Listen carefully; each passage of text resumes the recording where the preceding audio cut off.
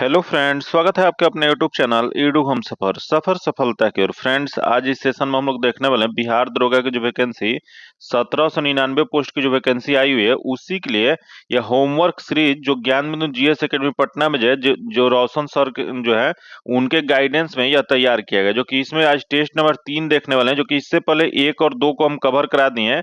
अगर अभी तक आप नहीं देखे हैं तो उसके लिए अलग से अपने चैनल पे प्लेलिस्ट बना दिया है। चैनल पे चले जाइए और प्लेलिस्ट ओपन करके आप सभी प्रैक्टिस सेट को लगा लीजिए, क्योंकि इसमें जो दिया गया है पहले होमवर्क दिया जाता है, उसके बाद इससे टेस्ट कराया जाता है। जो कि यह जो है आपको सब्जेक्ट वाइज टॉपिक वाइज जो है आपका तैयारी जो है एग्जाम तक पूरा हो जाएगा। तो इस वजह से सीरियस होकर आप टेस्ट को दिया कीजिए और जो होमवर्क दिया जाता है उसे कंप्लीट करने का कोशिश कीजिए। तो चलिए, यह जो क्वेश्चन आज को देखने वाले हैं उसमें करंट अफेयर का क्वेश्चन दिया गया 2025 का, और ज्योग्राफी में भारत का परिचय और उसकी इकोनॉमिक्स में अर्थव्यवस्था या अर्थशास्त्र का परिचय है, यही दिया गया है। तो इसमें देखते हैं एक एक क्वेश्चन इसमें क्या दिया गया है, और उस लास्ट में वीडियो का अंत में आपको कल का होमवर्क भी बता दिया जाएगा। ये इस वजह से आप सभी वीडियो अंत तक देखिएगा। चलिए देखते हैं, सेशन को स्टार्ट करते हैं। पहला क्वेश्चन देखते हैं, थोड़ा सा जूम कर लेते हैं ताकि आसानी से आपको क्वेश्चन दिख पाए। चलिए देखते हैं आज का पहला क्वेश्चन, जो कि करंट से क्वेश्चन दिया गया है। दिया है कि मिंग ईगा 21 लड़ाकू विमान के बारे में निम्नलिखित कथनों पर विचार कीजिए। यहाँ कथन दिया गया उस पर विचार करना है। तो पहला जो दिया गया, मिंग 21 को 26 सितंबर 2025 को चंडीगढ़ में सेवा मुक्त किया गया है, जो कि यह जो दिया गया सही दिया गया है। अगला जो दिया है कि मिंग 21 को एक ब्रिटिश कंपनी ने डिजाइन किया था, जो कि यह जो दिया गया गलत दिया गया, जो कि यह ब्रिटिश कंपनी ना होके यह रूस की कंपनी जो था वह यह डिजाइन किया था। फिर यहाँ 1965 में भारतीय वायुसेना में शामिल किया गया था, जो कि ये भी गलत है। 1965 ना होके यह जो था शामिल जो है 1963 ईस्वी में किया गया था। याद रखिएगा कब किया गया था, तो 1963 ईस्वी में। इसमें बताना इसमें से कौन सा सही है, तो इसमें केवल एक सही है, जो कि केवल एक जो है किस में दिया गया है, यह जो दिया गया ए में दिया गया। इसका आंसर ए नंबर हो जाएगा। आगे हम लोग क्वेश्चन देखते हैं, जो दिया गया है, किस कंपनी ने अंडमान सागर में प्राकृतिक गैस भंडार का खोज किया है। तो अंडमान सागर में जो प्राकृतिक गैस का भंडार जो खोजा गया है, यह खोजा गया है ऑयल इंडिया लिमिटेड के द्वारा। इसका जो आंसर हो जाएगा डी नंबर हो जाएगा। यही क्वेश्चन पूछ देगा कि यहाँ ऑयल इंडिया लिमिटेड जो है इसकी स्थापना कब किया गया था, तो इसकी स्थापना जो है 1959 ईस्वी में किया गया था। फिर याद है गेल इंडिया लिमिटेड, जो कि गेल इंडिया लिमिटेड जो है इसकी स्थापना कब किया गया था, तो इसकी स्थापना जो है 1984 में किया गया था। फिर यहाँ दे रिलायंस इंडस्ट्री, जो कि रिलायंस इंडस्ट्री जो है इसकी स्थापना जो है 1967 ईस्वी में किया गया था। फिर यहाँ दे ओएनजीसी, जो कि ओएनजीसी जो है इसकी स्थापना 1956 ईस्वी में किया गया था। ये भी आप सभी याद रखिएगा, ये सब क्वेश्चन जो एग्जाम में पूछ देता है, तो इसका आंसर डी नंबर हो जाएगा।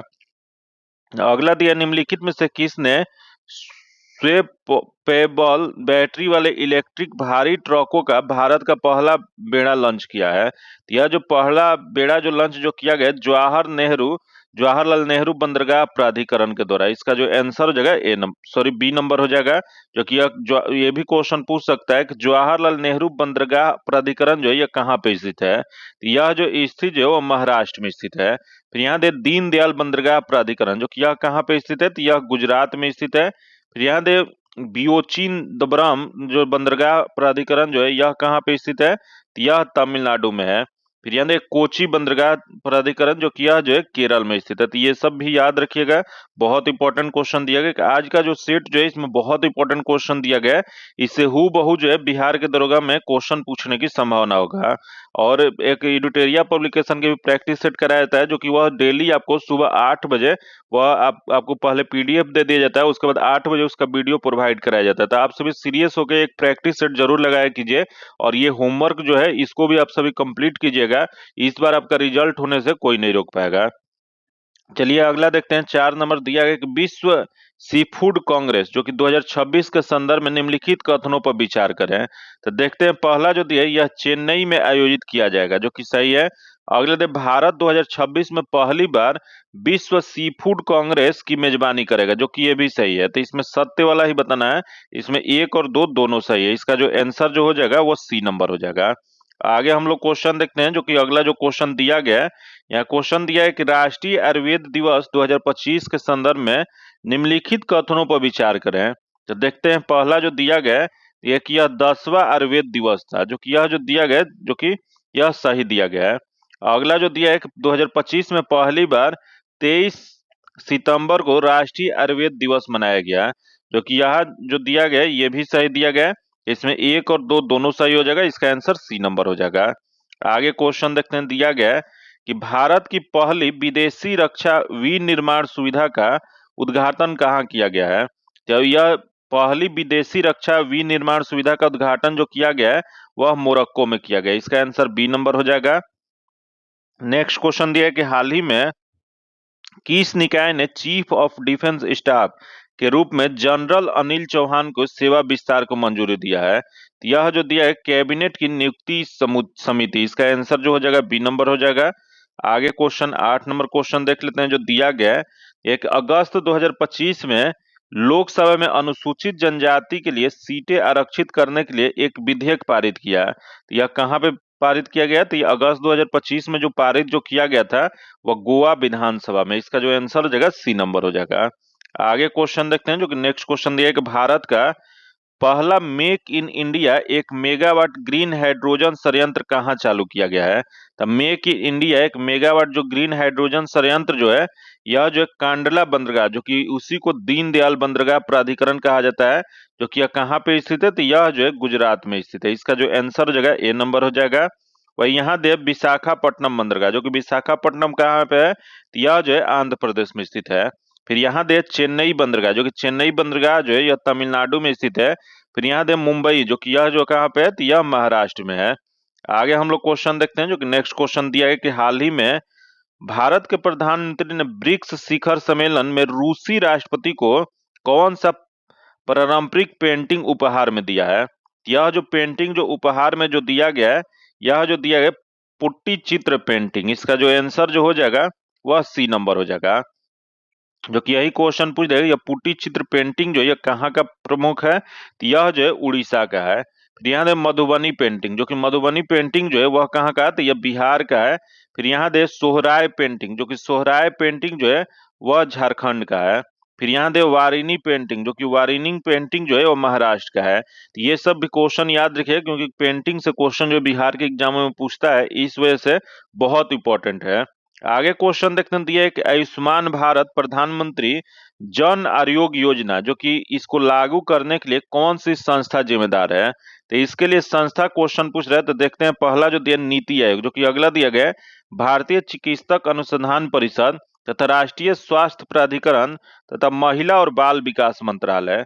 तो प्रधानमंत्री जन आरोग्य योजना जो लागू करने वाला जो संस्था जो है, यह जो है राष्ट्रीय स्वास्थ्य प्राधिकरण है। जो कि राष्ट्रीय जो स्वास्थ्य प्राधिकरण की स्थापना कब किया गया था, तो इसकी स्थापना जो है 2019 में किया गया था। जो कि इसका मुख्यालय कहाँ पे है, तो इसका मुख्यालय जो है वह न्यू दिल्ली में है, इसका जो आंसर हो जाएगा सी नंबर हो जाएगा।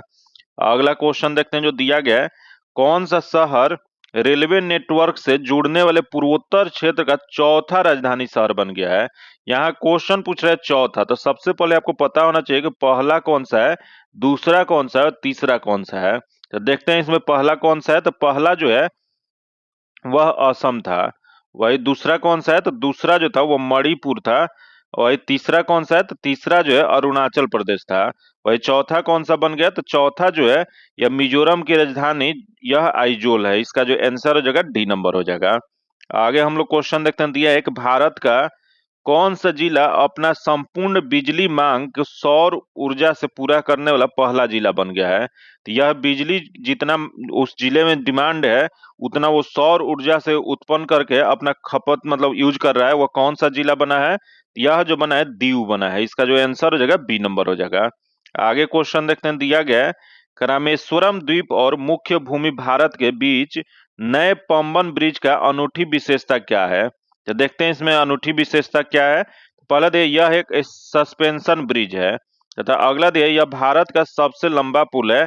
यह एक वर्टिकल लिफ्ट समुद्री पुल है, तथा अगला दे इसमें डबल डेकर रेलवे सिस्टम है। तो इसमें सबसे यूनिक जो है वह एक वर्टिकल लिफ्ट समुद्री पुल है, इसका जो आंसर हो जाएगा वह सी नंबर हो जाएगा। आगे क्वेश्चन देखते हैं, जो दिया गया है माधव राष्ट्रीय उद्यान, जिसे मार्च 2025 में टाइगर रिजर्व घोषित किया गया है, यह मध्य प्रदेश के किस जिले में स्थित है? तो यहां से आप सभी जरूर याद रखिएगा कि माधव राष्ट्रीय उद्यान किस राज्य में है, तो यह जो मध्य प्रदेश में है, जो कि मध्य प्रदेश के यह किस जिले में स्थित है, तो यह जो है वह इंदौर जिले में। इसका जो आंसर हो जाएगा डी नंबर हो जाएगा। नेक्स्ट क्वेश्चन दिया है कि 27 फरवरी 2025 को भारतीय प्रतिभूति और विनिमय बोर्ड जो कि सेबी जो है, इसके नए अध्यक्ष के रूप में किसे नियुक्त किया गया है? तो 2025 में जो सेबी जो है इसके नए अध्यक्ष के रूप में जो नियुक्त हुए हैं वह तुहिन कांता पांडे। इसका जो आंसर हो जाएगा बी नंबर हो जाएगा। आगे क्वेश्चन देखते हैं, 17 नंबर क्वेश्चन जो दिया गया है, निम्नलिखित कथनों पर विचार करें। यहाँ कथन दिया गया उस पर विचार करना है। तो देखते हैं, पहला जो दिया, डोनाल्ड ट्रंप ने 20 जनवरी 2025 को संयुक्त राज्य अमेरिका के 47वें राष्ट्रपति के रूप में शपथ ली है, जो कि सही दिया गया है। अगला जो दिया है कि जेडी वेंस ने 20 जनवरी 2025 को संयुक्त राष्ट्र अमेरिका के 47वें उपराष्ट्रपति के रूप में शपथ ली है, जो कि यह जो दिया गया 47वें ना होकर वह कौन है, तो वह 50वें है। यहाँ से बताना है कि कौन सा सही है, तो इसमें केवल एक सही हो जाएगा। इसका आंसर ए नंबर हो जाएगा।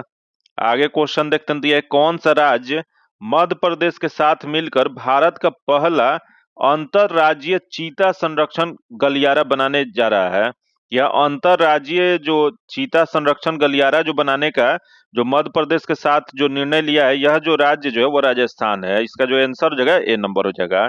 वही क्वेश्चन पूछ दे कि राजस्थान में यह कहाँ पे बनाया जा रहा है, तो यह जो है राजस्थान के जयपुर में बनाया जा रहा है। अगला क्वेश्चन देखते हैं, दिया कौन सा राज्य या केंद्र शासित प्रदेश या अंतर्राष्ट्रीय योग एवं ध्यान महोत्सव 2025 का मेजबान है? यह जो अंतर्राष्ट्रीय योग एवं ध्यान महोत्सव 2025 का मेजबान जो किया गया था वह लद्दाख में। इसका जो आंसर हो जाएगा सी नंबर हो जाएगा। अगला क्वेश्चन देखते हैं, दिया है कि 20 जनवरी 2025 को किस सरकारी योजना की 10वीं वर्षगांठ मनाई गई है? यहाँ पूछ रहा है कि सरकारी योजना जो कि इसमें दिया गया एक आयुष्मान भारत, जो कि आयुष्मान भारत जो है यह 2018 में शुरू किया गया था। फिर यहाँ दे बेटी बचाओ बेटी पढ़ाओ, जो कि यह जो किया गया था 2015 में किया गया था। और यहाँ दिया है प्रधानमंत्री जन धन योजना, जो कि यह जो है 2014 में, तथा यहाँ दे स्वच्छ भारत अभियान, जो कि ये भी जो है 2014 में किया गया था। तो इसमें 10 साल पूर्व जो 10वीं जो वर्षगांठ कौन मनाया है, तो बेटी बचाओ बेटी पढ़ाओ योजना। इसका जो आंसर हो जाएगा बी नंबर हो जाएगा। यही क्वेश्चन पूछ देगा कि बेटी बचाओ बेटी पढ़ाओ जो है यह जो है कहाँ से स्टार्ट किया गया था, तो यह जो है यह हरियाणा के पानीपत से स्टार्ट किया गया था। इसका जो आंसर हो जाएगा बी नंबर हो जाएगा। आगे क्वेश्चन देखते हैं जो दिया गया है, 7 मई 2025 को आयोजित राष्ट्रीय व्यापी नागरिक सुरक्षा मॉक ड्रिल जो है यह कोडनेम क्या था? यह जो नागरिक सुरक्षा मॉक ड्रिल का कोडनेम जो था, यह जो था आपको ऑपरेशन अभ्यास था। इसका जो आंसर हो जाएगा बी नंबर हो जाएगा। अगला क्वेश्चन देखते हैं जो दिया है कि हाल ही में किस संस्था ने डिजिटल भुगतान सूचकांक जारी किया है? तो यह डिजिटल भुगतान सूचकांक जो जारी करने वाला जो संस्था जो है वो भारतीय रिजर्व बैंक है, आरबीआई है। इसका जो आंसर हो जाएगा डी नंबर हो जाएगा। अगला दिया गया कि हाल ही में केंद्रीय बजट में घोषित उस योजना का नाम क्या है जिसका उद्देश्य 100 क्षेत्रों के किसानों को सहायता प्रदान करना है? यह जो योजना जो है प्रधानमंत्री धन्य धान्य कृषि योजना है, जो कि इसकी शुरुआत कब किया गया था, तो इसकी शुरुआत जो है 2024 में किया गया था। इसका जो आंसर हो जाएगा ए नंबर हो जाएगा। आगे क्वेश्चन देखते हैं जो दिया गया कि भारत नेट परियोजना का मुख्य उद्देश्य क्या है? तो भारत नेट परियोजना जो है इसका मुख्य उद्देश्य जो है यह जो प्रत्येक ग्राम पंचायत को किफायती हाई स्पीड इंटरनेट उपलब्ध कराना है। इसका जो आंसर हो जाएगा बी नंबर हो जाएगा। आगे क्वेश्चन देखते हैं जो दिया है कि भारतीय अंतरिक्ष अनुसंधान संगठन जो इसरो जो है इसने GSLV F-15 का उपयोग करके NVS-02 उपग्रह किस स्थान से प्रक्षेपित किया है?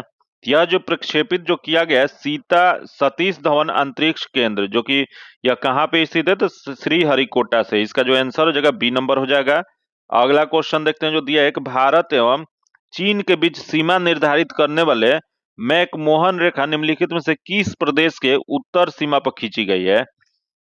तो यह जो मैकमोहन रेखा के क्वेश्चन पूछ रहा है, तो यह जो खींचा गया है यह जो है हो जाएगा अरुणाचल प्रदेश के। इसका जो आंसर हो जाएगा डी नंबर हो जाएगा। जो कि आगे हम लोग क्वेश्चन देखते हैं, जो कि नेक्स्ट क्वेश्चन जो दिया गया है, निम्नलिखित में से कौन सा जलाशय अंडमान और निकोबार द्वीप समूह को अलग करता है? तो अंडमान और यहाँ जो दिया है कि अंडमान और निकोबार द्वीप समूह को अलग जो किया गया है वह 10 डिग्री चैनल के द्वारा। इसका जो आंसर हो जाएगा बी नंबर हो जाएगा। जो कि अगला दे डक्कन पास किसके बीच स्थित है? तो डक्कन पास जो स्थित जो है वह जो यह दिया गया उत्तरी अंडमान और मध्य अंडमान जो कि नहीं है, दक्षिणी अंडमान और मध्य अंडमान ये भी नहीं है। जो कि अब अगला ऑप्शन देख लेते हैं क्या दिया गया है। तो अगला ऑप्शन जो दिया दक्षिणी अंडमान और छोटा अंडमान, जो कि यह जो इसका जो सही जो आंसर जो हो जाएगा वह सी नंबर हो जाएगा। आगे हम लोग क्वेश्चन देखते हैं जो कि नेक्स्ट क्वेश्चन दिया है कि भारत के भौगोलिक बिंदुओं के संदर्भ में निम्न में से कौन सा युग्म असत्य है, मतलब कौन सा गलत दिया गया है। तो यहाँ दिए दक्षिणतम बिंदु इंदिरा पॉइंट ग्रेट निकोबार, अगला दे पूर्वोत्तर बिंदु जो कि गुहारमटा गुजरात, जो कि अगला दे उत्तरतम बिंदु इंदिरा कॉल जो कि जम्मू कश्मीर, अगला दे मुख्य भूमि दक्षिणतम बिंदु केप कैमरून कन्याकुमारी तमिलनाडु। तो इसमें जो बताना है इसमें गलत जो दिया गया है, इसमें पूर्वोत्तर बिंदु गहोर माता गुजरात जो है वह गलत दिया गया है, यह पूर्व में नहीं है, यह गलत है। इसका जो आंसर जगह बी नंबर हो जाएगा। अगला क्वेश्चन देखते हैं, दिया है कि भारत की उत्तर से दक्षिण की वास्तविक दूरी और पूर्व से पश्चिम की वास्तविक दूरी कितना अंतर है, ये दोनों में डिफरेंस बताना है। तो याद रखिए उत्तर से दक्षिण का विस्तार जो है 3214 किलोमीटर है, वही पूरब से पश्चिम का विस्तार जो है यह 2933 किलोमीटर है। तो ये दोनों में अंतर कितना हो जाएगा? तो ये दोनों को जब माइनस कीजिएगा तो 281 किलोमीटर। इसका जो आंसर जो हो जाएगा बी नंबर हो जाएगा। आगे हम लोग क्वेश्चन देखते हैं जो कि 31 नंबर क्वेश्चन दिया गया है, निम्नलिखित में से कौन सा कथन असत्य दिया गया? यहाँ जो दिया गया है इसमें कौन सा गलत दिया गया है? तो पहले देख, पश्चिम बंगाल राज्य की सीमा भूटान तथा नेपाल की सीमा से लगती है, जो कि यह सही दिया गया। तथा अगले देख, असम राज्य की सीमा भूटान और बांग्लादेश की सीमा से, जो कि सही है। तथा उत्तराखंड राज्य की सीमा चीन और नेपाल से लगती है, जो कि यह भी सही है। तथा अगला जो दिया है कि मणिपुर राज्य की सीमा बांग्लादेश तथा म्यांमार की सीमा से लगता है, जो कि यहाँ जो दिया गया है गलत दिया गया है। तो इसमें गलत वाला ही बताना था। इसका जो आंसर जो हो जाएगा डी नंबर हो जाएगा। आगे क्वेश्चन देखते हैं, निम्न में से यहाँ कथन असत्य इसमें भी बताना है। तो देखते हैं पहला जो दिया गया है, यहाँ दे हरियाणा विश्व में हिमालय विश्व में सबसे नवीनतम वलित पर्वतों का प्रदर्शित करता है, जो कि सही है। अगला दे भौगोलिक दृष्टि से प्रायद्वीपीय क्षेत्र भारत की यहाँ सबसे प्राचीन भाग है, जो कि ये भी सही है। तथा भारत के पश्चिमी समुद्री तट का निर्माण जो है नदियों के जमाव द्वारा हुआ है, जो कि यह जो दिया गया है यह समुद्री जो यहाँ क्वेश्चन पूछ रहा है पश्चिमी समुद्री तट, जो कि यह जो है नदियों के द्वारा जमाव के कारण नहीं हुआ है, तो यह गलत है। तथा भारत में गोंडवाना शिलाओं में कोयले का यह बृहत्तम भंडार है, जो कि ये भी सही है। तो इसमें गलत वाला जो हो जाएगा इसका आंसर सी नंबर हो जाएगा। अगला क्वेश्चन देखते हैं, एक निम्नलिखित कथनों में से कौन सा सही है? तो देखते हैं इसमें कौन सा सही दिया है। तो पहला दिया गया है, कि पंजाब राज्य की सीमा कहीं भी जम्मू कश्मीर से नहीं मिलता है, जो कि सही है। अगले अरुणाचल प्रदेश में कोई भी राष्ट्रीय उद्यान नहीं है, जो कि राष्ट्रीय उद्यान है, जो कि गलत दिया गया है। उत्तर प्रदेश की सीमा 8 राज्यों से लगती है, जो कि ये भी सही है। तथा अगले देखो, भोपाल कर्क रेखा के उत्तर में स्थित है, जो कि यह गलत दिया गया, यह दक्षिण में स्थित है। तो इसमें जो इसका सही जो आंसर हो जाएगा, इसमें सही वाला बताना है। तो ए एंड सी हो जाएगा। इसमें मिसप्रिंट है थोड़ा सा, या नहीं होता, अगर नहीं होता तो ये सही, मतलब ए इसका सी आंसर होता, लेकिन इसका आंसर जो हो जाएगा ए और सी हो जाएगा। इसका आंसर क्या हो जाएगा? तो ए और सी हो जाएगा। अगला क्वेश्चन दिया है कि भारत का अक्षांशीय और देशांतरीय विस्तार लगभग सामान्य है, जबकि इसके पूर्व से पश्चिम की ओर का विस्तार इसके उत्तर दक्षिण विस्तार से अधिक है। इसका निम्न कारण क्या है? इसका निम्न कारण जो है देशांतर के बीच की दूरी विषुवत रेखा पर सर्वाधिक होती है। इसका जो आंसर हो जाएगा ए नंबर हो जाएगा। आगे क्वेश्चन देखते हैं, दिया गया है भारत पूरी तरह से पृथ्वी के डैश गोलार्ध और डैश भाग में स्थित है। तो यहाँ भारत पूरी तरह से क्वेश्चन पूछ रहा है। तो अगर भारत पृथ्वी पे स्थित है, अगर इसे 4 भागों में बांट दिया जाए तो ये सबसे पहले तो ये उत्तर में है। उसके बाद जो हो जाएगा यह किधर है? तो यहाँ भारत की स्थिति है, तो यह पूर्व में है, तो उत्तर पूर्व हो जाएगा। इसका जो आंसर हो जाएगा ए नंबर हो जाएगा। आगे देखते हैं, दिया एक निम्नलिखित विशेषताओं के आधार पर राज्य की पहचान कीजिए। तो दिया गया कि कर्क रेखा इस राज्य से होकर गुजरती है। यहाँ दिया गया कि राज्य की पहचान करना है, तो कर्क रेखा किस राज्य से गुजरती है, इसमें चारों में से बताना है। पूर्वोत्तर राज्य दिया गया है। फिर अगला जो दिया है कि इस राज्य के उत्तर दक्षिण में विस्तार अधिक है, तथा इस राज्य की बांग्लादेश और म्यांमार के साथ अंतर्राष्ट्रीय सीमा है।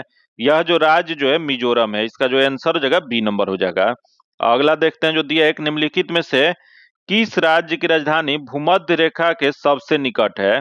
तो भूमध्य रेखा क्वेश्चन पूछ रहा है। यहाँ दिया हैदराबाद दिया गया है, भुवनेश्वर दिया है, पणजी दिया है और मुंबई दिया गया है। तो इसमें सबसे नजदीक जो हो जाएगा पणजी का हो जाएगा, इसका आंसर सी नंबर हो जाएगा।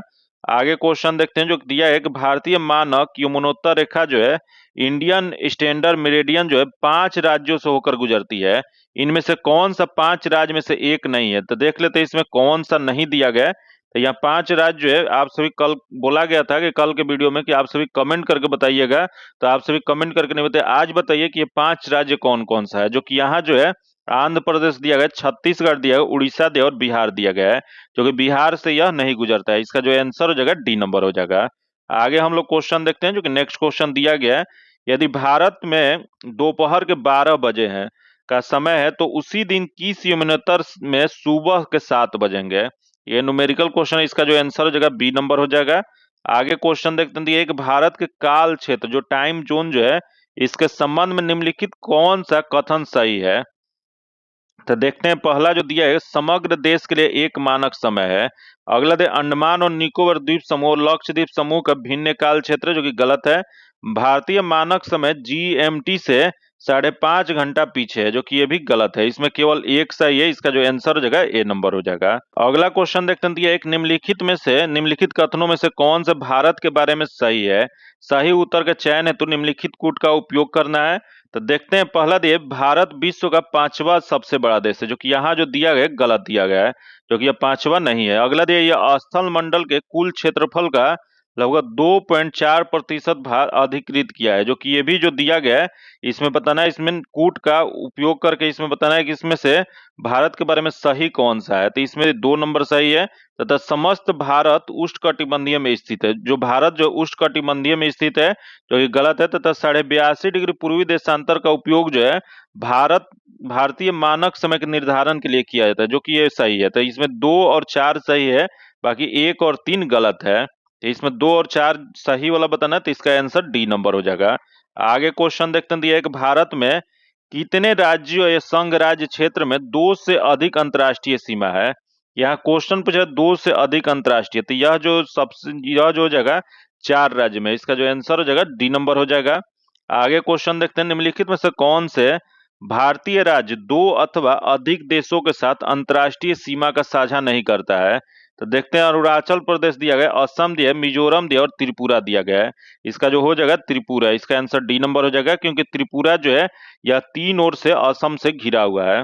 आगे क्वेश्चन देखते हैं, दिया है, एक निम्नलिखित में से भारत के किस राज्य की सीमाएं सबसे कम राज्यों की सीमाओं के साथ लगती है?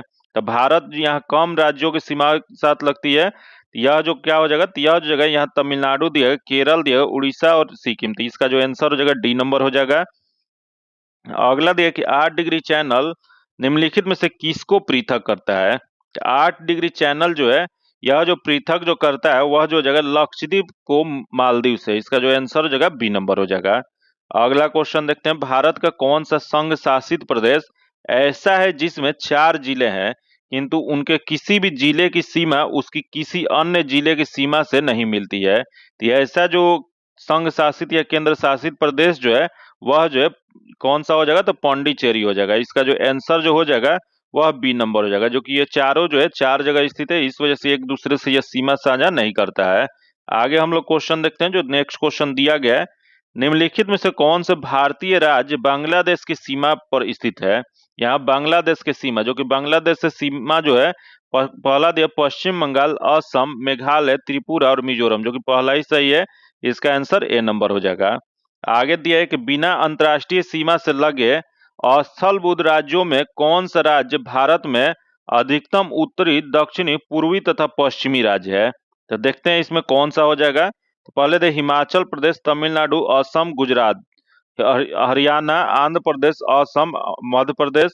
फिर अगला जो दिया गया यह हिमाचल प्रदेश, केरल, मिजोरम, गुजरात। फिर अगला दे हरियाणा, तेलंगाना, झारखंड और मध्य प्रदेश। तो इसका जो सही जो आंसर जो हो जाएगा वह डी नंबर हो जाएगा।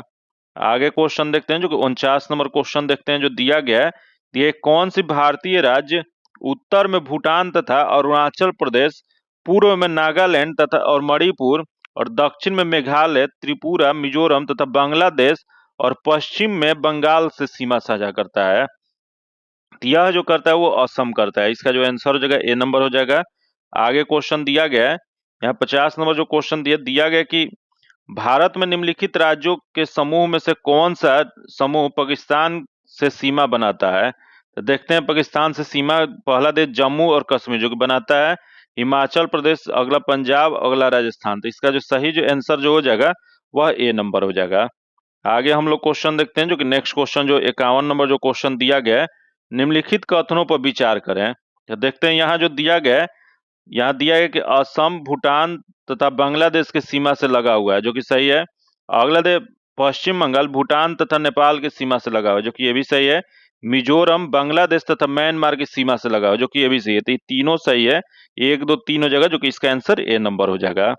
अगला क्वेश्चन दिया है कि अर्थशास्त्र की कौन सी शाखा प्राकृतिक संसाधनों के भंडार और प्रदूषण की कमी से संबंधित है, जो तेजी से आर्थिक विकास का परिणाम है? तो यह जो है पर्यावरण अर्थशास्त्र, इसका आंसर ए नंबर हो जाएगा।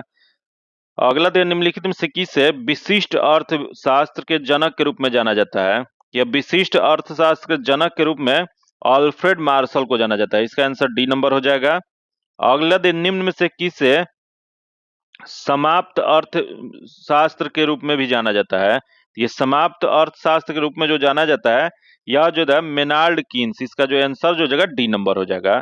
अगला क्वेश्चन देखते हैं, दिया गया कि डैश को व्यक्तिगत निर्णय की इकाई जैसे कि उपभोक्ता संसाधनों की स्वामी तथा फार्मों का व्यवहार के अध्ययन के रूप में परिभाषित किया गया है। तो यह जो परिभाषित जो किया गया सूक्ष्म अर्थशास्त्र को, इसका आंसर ए नंबर हो जाएगा। आगे क्वेश्चन दिया है कि वह अर्थशास्त्री कौन है जिन्हें 1920 के दशक में मैक्रो जो सूक्ष्म शब्द का अर्थशास्त्र में पेश किया था? तो यह जो पेश करने वाले जो थे रेगर फिस्को थे, इसका आंसर सी नंबर हो जाएगा। अगला क्वेश्चन दिया है, जो कि अगला जो दिया गया है, समष्टि अर्थशास्त्र जो कि मैक्रो इकोनॉमी को निम्न में से किस रूप में परिभाषित किया जा सकता है? यह जो परिभाषित जो किया जा सकता है, अर्थशास्त्र की एक शाखा जिसमें समग्र रूप से अर्थशास्त्र के व्यवहार और प्रदर्शन को अध्ययन किया जाता है, इसका जो आंसर हो जाएगा डी नंबर हो जाएगा। आगे क्वेश्चन देखते हैं जो दिया गया है, समष्टि अर्थशास्त्र जो कि मैक्रो इकोनॉमी जो है, इसको और क्या कहा जाता है? इसे और जो है आय का सिद्धांत कहा जाता है, इसका आंसर सी नंबर हो जाएगा।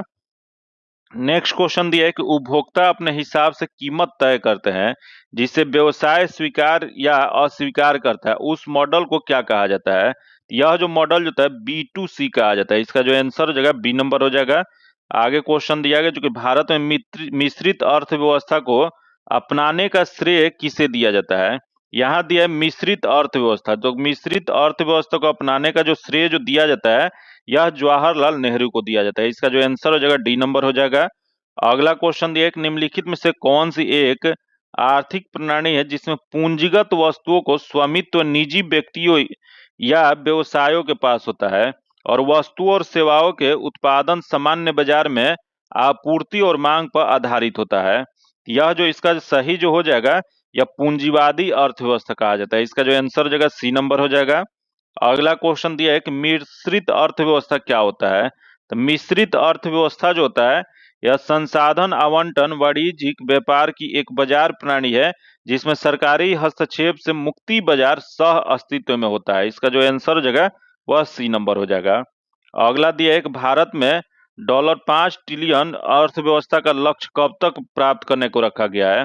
यह जो जो रखा गया है, इसका लक्ष्य जो है 2026 तक, इसका आंसर सी नंबर हो जाएगा।